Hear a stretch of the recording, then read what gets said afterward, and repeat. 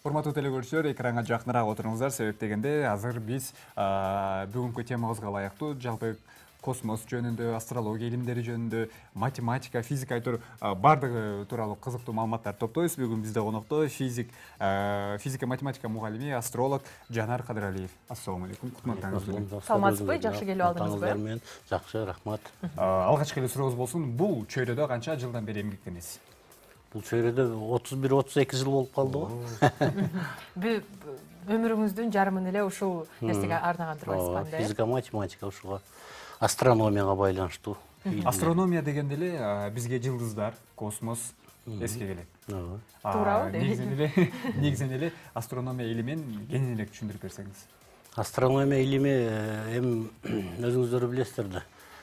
Бизде жалпы курчап турган космос мейкиндигинде биз Жер планетасы 3-чү болуп айлансак, 9 планета биздин галактикада.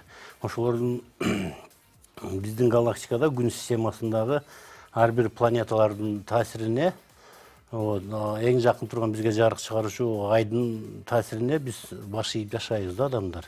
Ошондуктан баягы алдын ала боло турган жер термелүүлөр, метеорологическая астрология деп коет, аба ырайын билип турса болот. Сейсмическая астрология деп коет, анын негизинде жер термелүүлөрдү билип алдын ала айтып турса прогнозу.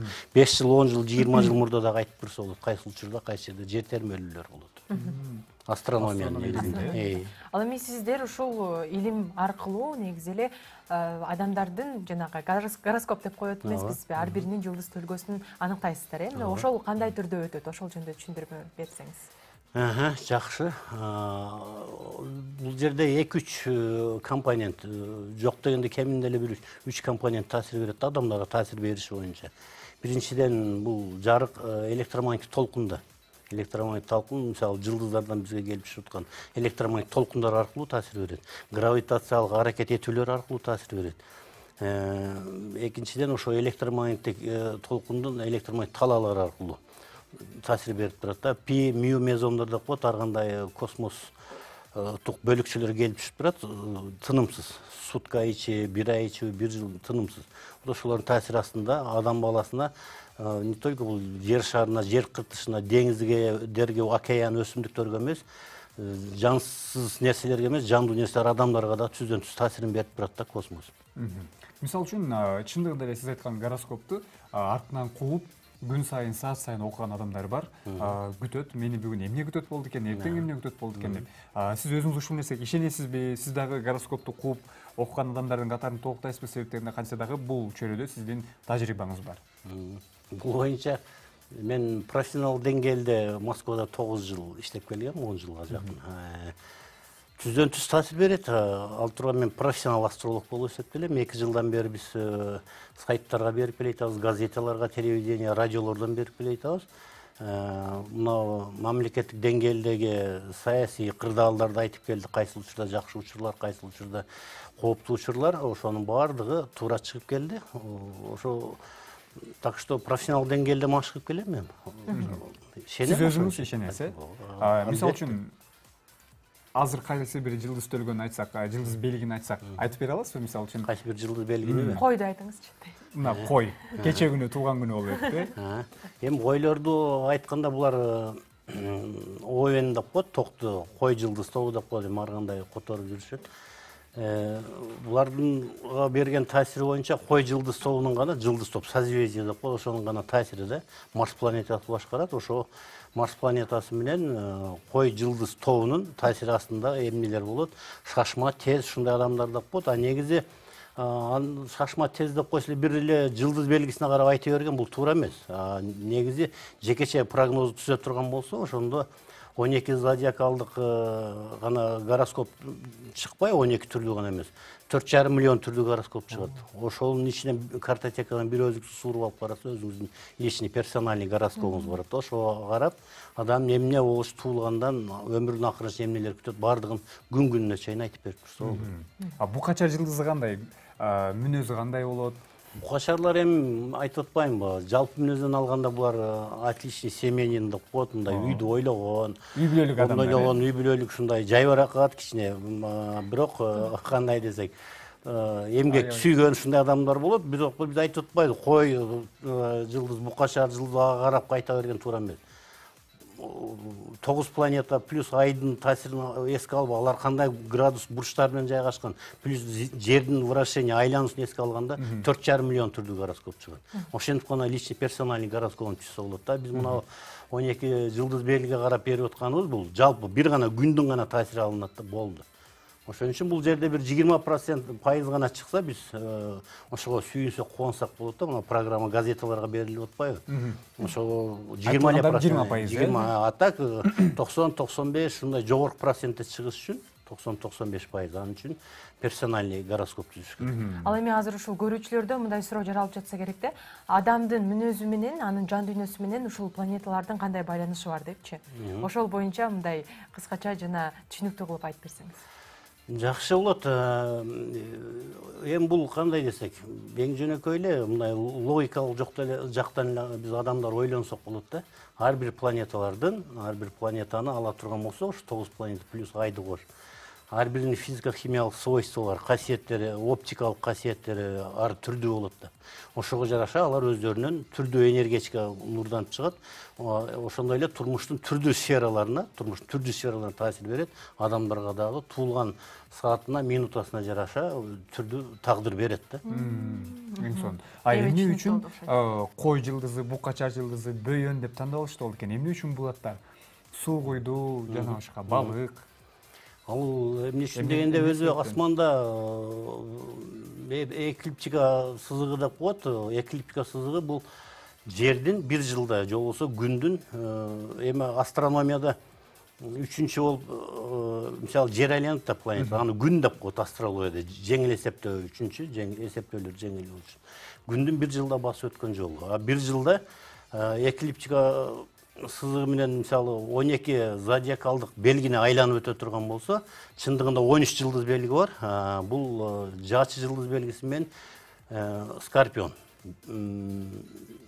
бөйөндөр, рака, чаян менен жаачы жылдыз ортосунда змееносец деген жылдыз топ бар. Анын таасири өтө аз болгондуктан альфа, бета, гамма жарык берүүчү жылдыздар өтө начар болуп, таасири адам баласына берген таасир аз болгондуктан чыгарып коюп, эсептөөлөр дагы жеңил болсун үчүн 12 жылдыз белгини алып калган да. Ошолордун баардыгы асманда жашайт. Элдер ошону сураса, эмне буну жөн эле шарттуу түрдө эсептеп алганбы? Ошол нерсе асманда барбы жокпу? Азыр сиз айткан бөйөн, букачар, ушу эгиздер жылдыз тобу барбы же жокпу дешет. Ал бар да, жөндөн жана алынган эмес, асманда бар. Демек анын кандайдыр бир жүйөсү бар. Таасирлери бар. Анда темабызга өтө эле. Туура. Ал эми космонавтика илими тууралуу негизи эле космос тууралуу сүйлөшө турган болсок, азыр байма-бай учуп атат. Мен деген державалык өлкөлөр десек болот. Керек болсо биздин Салжан Шарипов дагы учуп келген дегендей. Негизинен ал жака бардык эле адам уча береби? Же алар кандайдыр бир даярдөөдөн өтүшү керекпи? Канча жылдык курстар бар же болбосо кандай даярданышы керек алар? Кантип тандалып алынат? Эң жакшы сурооңар белек. Эмне үчүн бул жерде атайын курс эле эмес, атайын окуусун бүтүш керек. Буну космонавттарды даярдаганда 16 космонавтты даярдап, анын ичинен 6 алып калып, Каманин ушу Советтер Союзунун баатыры болгон, бул авиациянын генерал полковниги. Гагарин менен Герман Титов тандап алып калган да. Анан булар ошо тандоонун астында биринчи космоско учурабыз, кимди тандайбыз? Врачтарды учурабыз. Же мугалимдер, же инженерлерди. Алар эч кандай мындай эр жүрөктүүлүк дагы жок, техника менен дагы байланышы, бийиктиктен коркот. Ошонун баардыгын эске алып туруп, булар врачтар дагы, инженерлер дагы болбойт, учкучтарды учурабыз деп чечим кабыл алышканда, Байконур космический корабльдер учурулган жерде. Анан учкучтардын ичинен эмне гражданский авиациянын летчиктери болсо, тоже алар бир аз жайбыракаттыкта гана учуп, учту кондо ошо менен жүрөт да. Алардын ичинен учкуч-истребитель, летчик-истребительдер тандап алышкан, аларда эр жүрөктүүлүк баягы воздушный бойго чыгып чимирилип учуп жүрүшпөй алар тез. Акылдын тездиги ар кандай нештатный ситуацияга көп попадать этет алар. Ошон үчүн учкуч-истребительдерди тандап алалы деп, жалаң летчик-истребительдерден тандап алган да. Ошондо бул 9 апрель күнү дагы 61-жыл бул ойлонуп таба албайт да, мамлекеттик комиссия бар уже эртең 9-да, 10 апрелде. Уже 2 күн калып атат, 12-сине 10 күн. Биринчи ошо 2 космонавтты даярдап көрсөт, бирөөсү основной, экинчиси запасной. дегенде бул Гагаринди тандасамбы же болбосо Германды тандасамбы деп ошо үйүнө барып жатышат экен учкучтар, космонавттар деп байкап жазган китеби бар да, Каманин генерал 650 бет, ошону полный окуп чыккам мен. Ана ошондо ойлойм, Юраны чыгарсам деп Тимке 2-3кө чейин Петровна аялымды тамак аш кылып бер, Герман менен Юраны жаткызып кой деп бөлмөгө. Кимисинде ойлонуп Тимке 2-3төргө чейин ойлонуп жатып ана Юраны тандадым дейт да, Юраны биринчи, анан запасной болуп Герман тандап, эртеси менен ошону мамлекеттик комиссия көрсөтүп, ошону бир добуштан колдоп беришти дейт да. Ошон үчүн Юрий Гагарин биринчи жолу чыккан да. Команданы тандоосу боюнча. Ошол учуу кандай болгон, ошол боюнча маалыматыңыз барбы? Бизге дагы бөлүшүп өтпөйсүзбү? Бар, албетте. 108 минута гана чүзгөн ал учурда. 1 саат 48 минут. 1 саат 108 минут. Ошонун ичинде Гагарин жер шарын бүткүл жер шарын 108 минутада айланып өткөн да.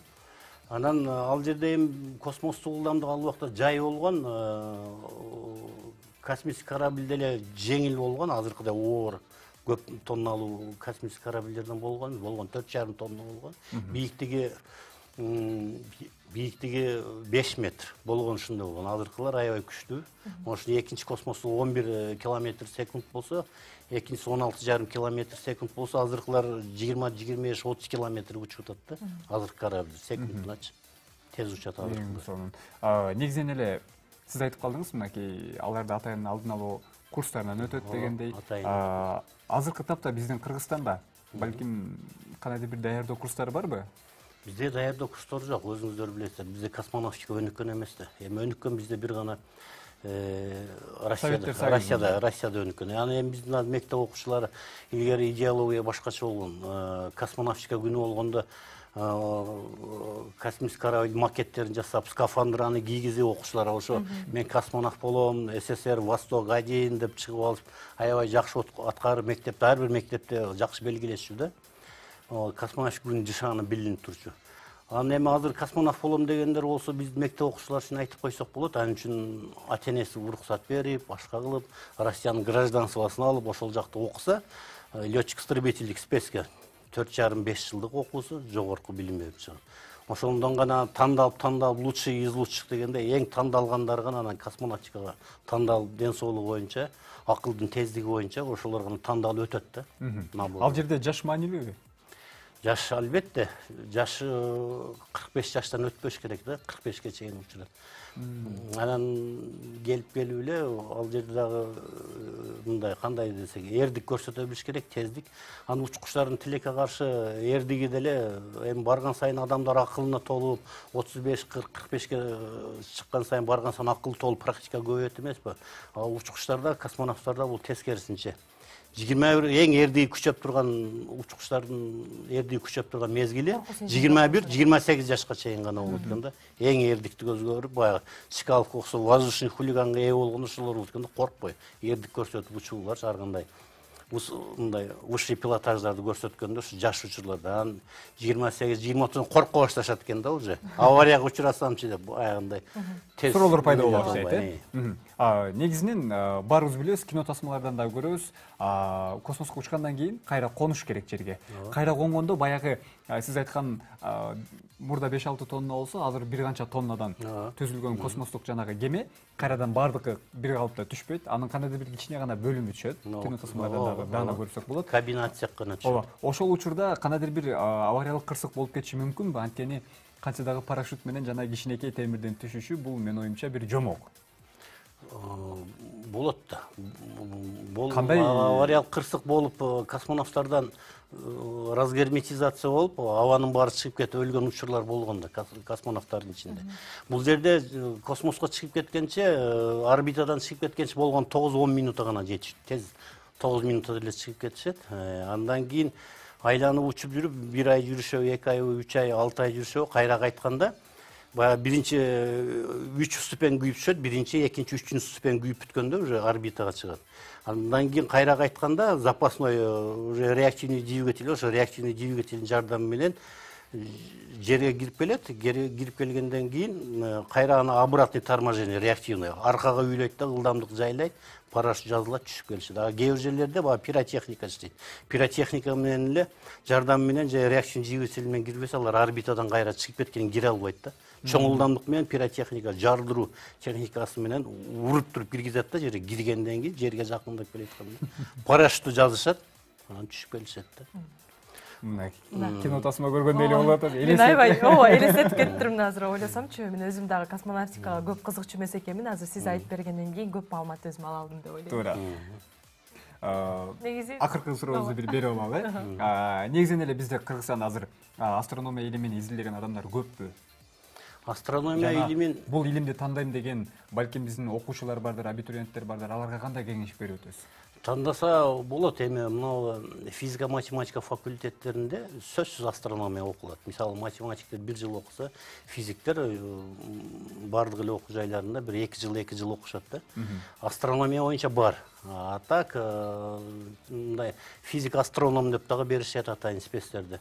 Анан мындай илимий негизде астрономияны изилдеп, чоң баягы Москвадагы обсерваториядай атайын астрономия изилдөө институттары бизде жок. Бирок келечекте балким ачылып калар, алдагы адамдардын суроо талабына жараша болсо керек. Жанар агай, сизге чоң рахмат. Бизге Жылдыз Төлгөдөн дагы сырткары ушул бүгүнкү 12 апрелде утурлайсыз, онун маалыматыңызды берип өттүк. Аябай жакшы маек болду деп ойлойм. Рахмат агай, келип бергениңизге, ар дайым күтөбүз сизди студиябызда. Чакырганыңыздар үчүн рахмат. Рахмат агай. Урматтуу телекөрүүчүлөр, бүгүн бизде эң кызыктуу темалардын бири болууда космонавтика күнү, космос тууралуу кызыктуу маалыматтар, астрология илими тууралуу кызыктуу маалыматтарды алдык. Бүгүн бизде конокто физика математика мугалими, астролог Жанар Кадыралиев болду. Биздин эфир улана берет.